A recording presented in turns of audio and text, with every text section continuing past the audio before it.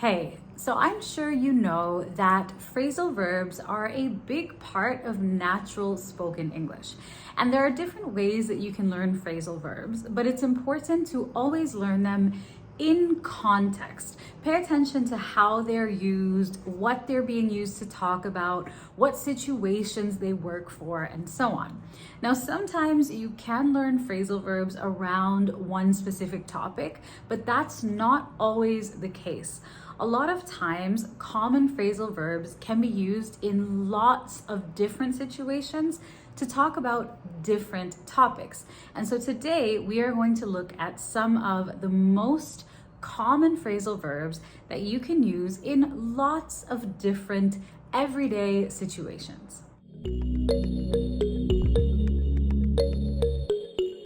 First up, we have to come up with something.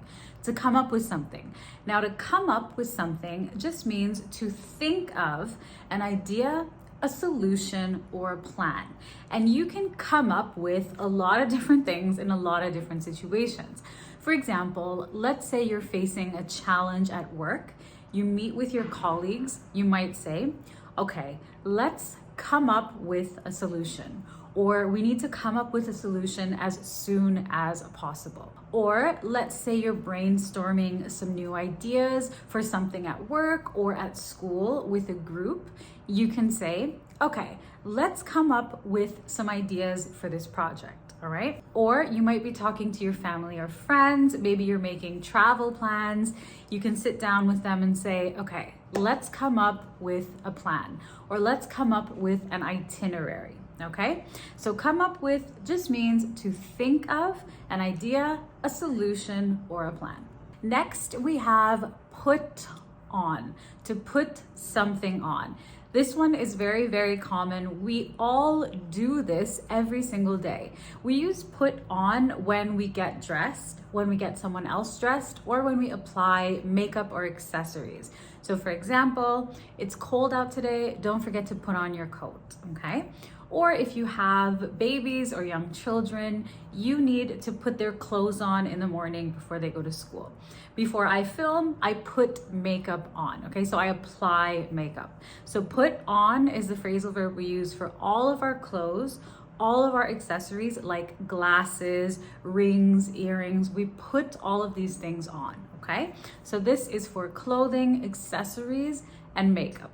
And the opposite of put on is take off, which means to remove. And we use this again for clothing, accessories, or makeup. So at the end of the day, I take off my makeup. I take off my shoes as soon as I get home. So put on and take off. Another common one is put off, which is not the opposite of put on. It has a different meaning.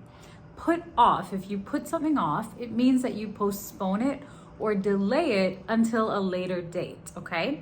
And you can use this one at work or just in your everyday life. So for example, we had to put off the meeting until Friday.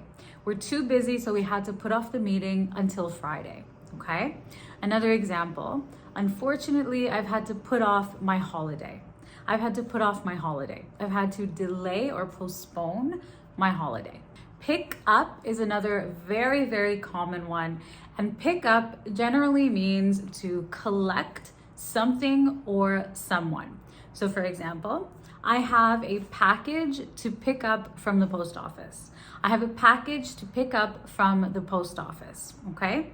Or I stopped by the grocery store on my way home to pick up a few things.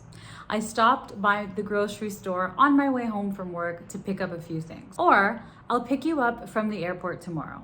I will pick you up from the airport tomorrow, okay? So pick up means to collect something or someone. Now pick up has another meaning as well. We also use pick up for when something gets busier, generally a business. So for instance, the last few months have been pretty slow, but things are picking up. The last few months have been pretty slow, but things are picking up. Things are getting busier with my business. Another common one is bring up. Bring up. Now, bring up also has two meanings. The first meaning is to raise a child, okay? So it's common to say, I was brought up in Canada. I was brought up in a strict household. I was brought up by my parents, my grandparents, and so on, okay? I was raised by. That's the first meaning. The second meaning is also extremely common, and if you bring something up, it means you draw attention to this subject or this topic. So for example, at work, perhaps you have a concern about a project you're working on, and you bring it up in a meeting with your colleagues, okay? Your boss might say, that's a good point. Thank you for bringing it up. Or you brought up an interesting point earlier, okay? Or if the timing is not great, but you really have to bring something up, you might say, I'm sorry to bring this up now, but, okay? So to bring something up during a conversation, a meeting, or a discussion means that you raise the topic or you draw attention to that topic. Next, we have catch up. Catch up. Catch up is really common in a few different situations. First up, we use catch up in social situations when we haven't seen a friend, an acquaintance, or someone we know for a while, and we want to meet them and discuss our lives, hear what's been going on with each other, okay? So let's say you and I were colleagues and maybe one of us quit working for that company. We haven't seen each other for 6 months. I might give you a call and say, hey, are you free to catch up this Friday? Or let's catch up soon. Let's meet, get together, and hear what's been going on in each other's lives.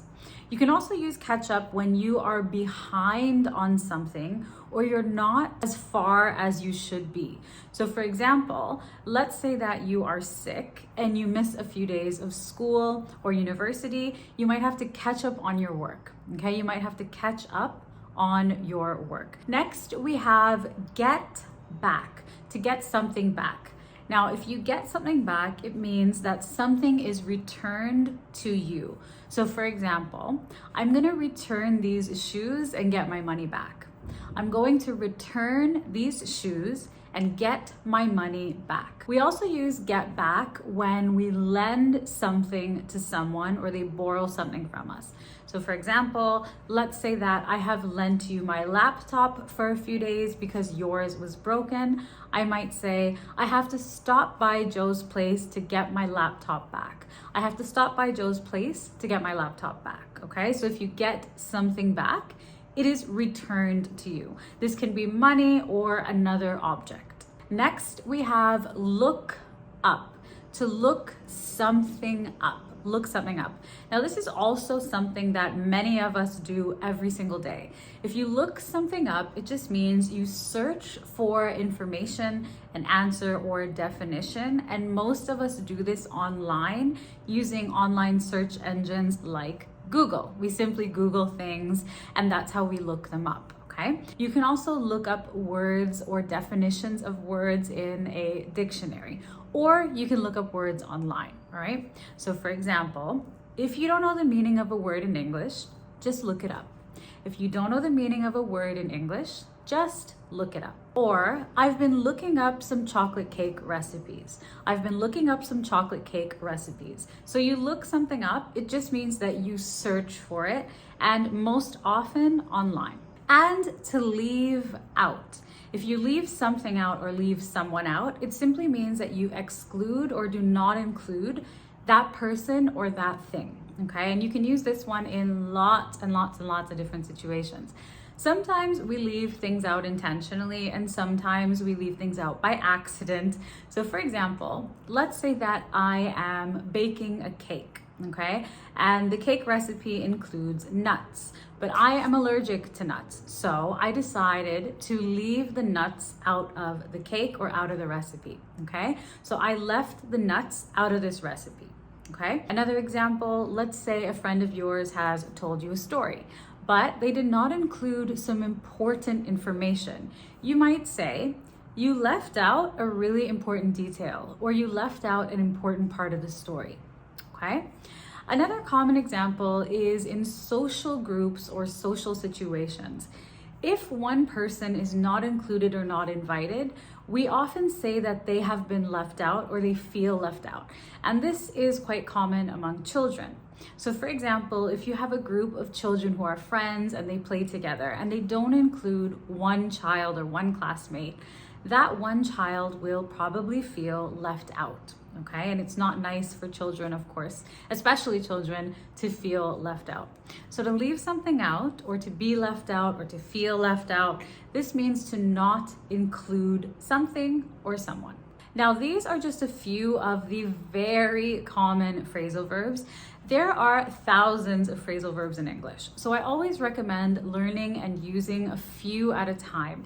Learn them in a context, learn and use phrasal verbs that apply to you, that apply to your life, that you can actually use easily. If you are struggling to use a phrasal verb, maybe it's just not that common or not the best one for you to learn. So the cool thing is that you can pick and choose what phrasal verbs you would like to focus on. Don't try to learn more and more and more. Just learn ones that are useful for you. And these ones that we covered in today's lesson are a great place to start. And if you would like to keep improving your English vocabulary and specifically learn tons more phrasal verbs, make sure you check out the weekly English Words membership. Now, this is a self-study online monthly membership created by myself and teacher Tiffany. This membership is designed specifically to help you improve your English vocabulary. So you're gonna learn tons more phrases, expressions, idioms, phrasal verbs, and general vocabulary. You're going to learn how to talk about lots of different topics, and you are going to improve your listening skills. So I will link the weekly English Words membership down below so you can check it out. And if you enjoyed today's lesson, please do give it a thumbs up and subscribe. It really helps the channel to grow and reach English learners all around the world. Thank you for watching, learning, and spending time here with me today. I'll see you very soon in another one.